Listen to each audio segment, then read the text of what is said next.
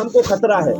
تو ان کو جو رپورٹ پیش کی گئی وہ یہ تھی کہ ہندوستان میں آپ سے جو مقابلہ کیا ہے وہ ان علماء نے کیا ہے, دین کے جاننے والوں نے کیا ہے, لہذا ان کو ختم کرنا ضروری.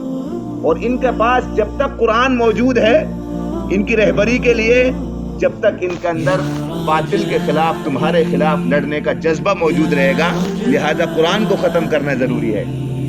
اور جہاں یہ قرآن پڑھایا جاتا ہے, سکھایا جاتا ہے, جہاں یہ قرآن کے عالم بنتے ہیں, دین کا عالم تیار ہوتے ہیں, یعنی دینی مدرسے, ان کو ختم کرنا ضروری ہے. چنانچہ تاریخ میں آتا ہے سن 1864 سے لے کر 1867 تک انگریز نے یہ فیصلہ کیا کہ ہمیں اس ملک سے عالموں کو ختم کرنا ہے اور قرآن کو ختم کرنا ہے, قرآن کے جاننے والوں کو ختم کرنا ہے, اور جہاں قرآن پڑھایا جاتا ہے یعنی مدرسوں کو ختم کرنا ہے. آپ دیکھیں اس زمانے میں تقریباً جب تو جو مشینیں تھی, مشینیں وغیرہ نہیں تھی, جو قرآن لکھے ہوئے ہوتے وہ ہاتھ کے نسخے ہوتے تھے. تقریباً 3 لاکھ قرآن کریم کے نسخے جلائے انگریز نے قرآن کو مٹانے کے لیے. ہزاروں علماء کو شہید کیا اور ہزاروں مدارس پر بلڈوزر چلائے. جو بلڈوزر اب ہمارے مکانوں پر چل رہا ہے یہ تو مدرسوں پر چل چکا ہے, یہ دینی مدرسوں پر چل چکا ہے. لیکن آپ کو معلوم ہے دنیا نے دیکھا الحمدللہ اسی بھارت کے اندر جہاں ہزاروں علماء کو شہید کیا گیا, ہزاروں مدرسوں پر بلڈوزر چلایا گیا, ہزاروں لاکھوں قرآن کے نسخوں کو جلایا گیا, لیکن قرآن کو کون مٹا سکتا ہے؟ اس لیے کہ اس کی حفاظت کا وعدہ تو خود رب کائنات نے لیا ہے. انا نحن نزلنا الذکر و انا لہ لحافظون. ساری دنیا مل کر بھی پورے قرآن کو تو جہاں تہاں قرآن کے ایک زبر کو, قرآن کے ایک نقطے کو نہیں مٹا سکتا. اللہ نے حفاظت کا وعدہ لیا, اور وہ حفاظت اسی طرح اللہ کر رہے ہیں کہ اس کو یاد کرنا آسان کر دیا, اس کو یاد کرنا آسان کر دیا. 5 سال کا بچہ حافظ ہو جاتا ہے, 6 سال کا بچہ حافظ ہو جاتا ہے. اتنا آسان نہیں ہے. وہ یاد کر کے دکھائے قرآن کے علاوہ اتنی موٹی کتاب, ایک پارہ جتنا بنتا ہے, ایک پارے کے بقدر دوسری کوئی کتاب یاد نہیں کر سکتا. اگر کسی نے کر بھی لی بڑی محنت کے بعد تو یاد نہیں رکھ سکتا اس کو. لیکن قرآن ہے 30 پاروں کے بقدر ایک حافظ 7 سال کا بچہ قرآن یاد کر رہا ہے اور یاد کر کے سنا رہا ہے. یہ اللہ نے قرآن کا معجزہ. تو میرے بھائیوں انشاءاللہ نہ اسلام مٹے گا, نہ مسلمان مٹیں گے, نہ قرآن مٹے گا, لیکن ہمیں سمجھنا ولا تہنوا ولا تحزنوا وانتم الاعلون.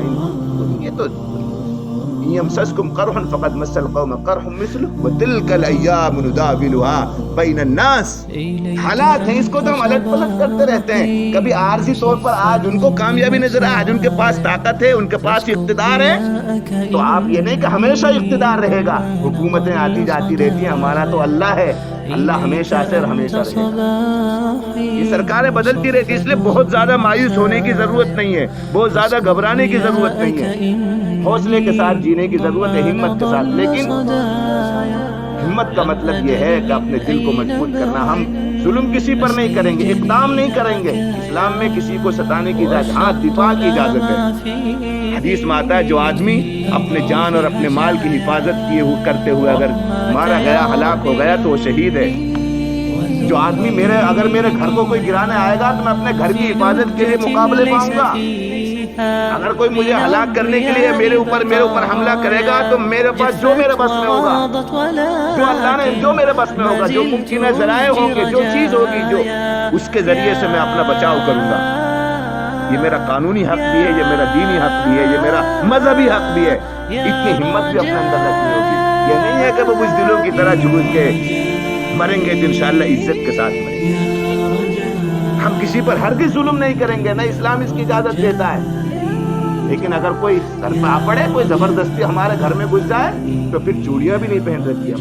اسلام بالکل اس کی اجازت نہیں دیتا ہے کہ ہم چوڑیاں پہن کے بیٹھ جائیں. میری بات سمجھ میں آ رہی ہے نہیں آ رہی ہے؟ تو صبر کرنا ہے, صبر کرنا ہے, اور اللہ سے ڈرنا ہے, تقوی اختیار کرنا ہے. میرے بھائیوں آج بھی ان حالات میں بھی خدا کی قسم جا کے دیکھو, لیس الخبر کالمعاینہ. آج آپ سن رہے ہیں, آپ نے کرولی کے حالات سنے, آپ نے کھرگون کے حالات سنے, آپ نے دلی کے حالات سنے, لیکن کوئی بتائے آپ میں سے صرف سن کر کے آپ نے کتنا اثر لیا, کہنا رمضان کا مہینہ ہے، گھروں پر بلڈوزر چل رہے ہیں، عید سامنے ہے، روزے کی حالت میں زندگیاں گھر بنانے میں لگ گئی، کیا گزری ہوگی ان پر، کیا گزری ہوگی، سوچ کے دیکھو۔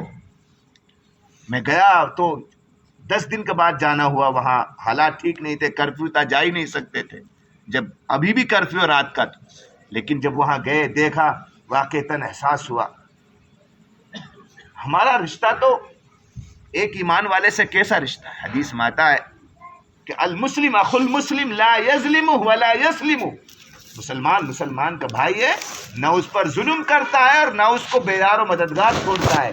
ایسا بھی نہیں ہے کہ ہم کوئی ان کو بھائی وہ جانے، ان کا کام جانے، کرولی والے جانے، دلی والے جانے، خرگون والے جانے، نہیں۔ اگر ان کو اس وقت مدد کی ضرورت ہے، آج مرتبہ میں نے بتایا جیسے مفتی ابو القاسم صاحب کا میں نے 2 لفظ ہی اتنا حوصلہ دے گئے، اگر ایسی مشکل گھڑی میں ہم نے کسی ذرا سا تعاون کر دیا تو خدا کی قسم یہ تعاون نہیں ہوتا، یہ بہت بڑا حوصلہ ہوتا ہے جو آپ نے ان کو دے دیا ہوتا ہے۔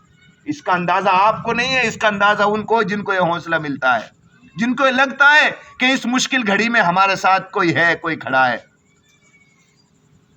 ہم جب اعلان کرتے ہیں اس طرح کی مدد کا، کچھ لوگ شاید کچھ سوچتے ہوں گے، لیکن میں سمجھتا ہوں اس اعلان سے کتنا بڑا فائدہ ہوتا ہے، سوچ نہیں سکتے ہم۔ دلی کے اندر جب دلی میں فساد ہوا 2 سال پہلے، فروری کے اندر، فروری 2020 کے اندر جب وہاں فساد ہوا تھا 28 فروری کو، سب سے پہلے الحمدللہ مدد کا اعلان آپ لوگوں نے کیا تھا، اور جب وہ شروع ہوا تو ایک ماحول بن گیا، اور اس ماحول سے صرف مدد ہی نہیں ہوتی، مدد تو ہو ہی جاتی ہے، لیکن سارے مسلمان ان کو یہ پتہ چل جاتا ہے کہ ہاں ہمارے بھائیوں پر ظلم ہوا ہے، اور ان کی مدد کرنا ہمارا مذہبی اور دینی فریضہ ہے۔ گویا ایک طرح سے ایک بیداری آ جاتی ہے جو وقت کی بڑی ضرورت ہے۔ اس کو نہیں سمجھ پاؤ گا، آپ کی ایک مدد کا بہانہ ہوتا ہے، لیکن اس سے جو ایک بیداری آتی ہے وہ ایک بہت بڑا کام ہوتا ہے، وہ بہت بڑا کام ہوتا ہے۔ شاید آپ نہ سمجھ رہے ہو اس بات کو جو میں کہنا چاہ رہا ہوں۔ اس بہانے سے جو ایک عمومی بیداری آتی ہے کہ ہمارے ساتھ یہ ہو رہا، ہمیں کیا کرنا ہے، ہم لوگ سوچتے ہیں۔ تو اس لیے میرے بھائیوں، وہاں کی بھی مدد کی، شاید میں نے ان سے، میری رات قرآن پورا ہوا، میں صبح ہی یہاں آیا ہوں، میں نے کہہ دیا تھا حافظ ناصر صاحب سے، مولوی راکب صاحب سے کہ بھائی وہاں کی مدد کی بھی ضرورت ہے۔ آپ اللہ بھائی جس سے کہا، اللہ کرے یہ وقت ہمارے اوپر نہ آئے، یہ مصیبت کی گھڑی ہمارے اوپر نہ آئے، لیکن حدیث اگر آپ کسی کی مشکل گھڑی میں کسی کی مدد کرو گے تو انشاءاللہ تعالیٰ اللہ تعالیٰ مشکل گھڑی میں آپ کے لیے دوسری قوموں کو مدد کے لیے اللہ کھڑا کر دیں گے، اور پھر ہمارا مذہبی فریضہ ہے، ہمارا دینی فریضہ ہے۔ تو اس لیے اس اعتبار سے بھی ایک بات مشورہ ہو جائے گا۔ باقی آپ سے اس وقت گزارش یہ ہے کہ اللہ تعالیٰ نے ہمیں جو مبارک ساعتیں عطا کی ہیں اس مبارک مہینے کی، جتنے دن 2 عشرے جو گزر گئے، مغفرت کا، رحمت کا عشرہ گزر گیا، غفلت میں گزرا، جو اللہ نے عبادت کی توفیق دی اس پر اللہ کا شکر ادا کریں کہ اللہ اس کو قبول کرے۔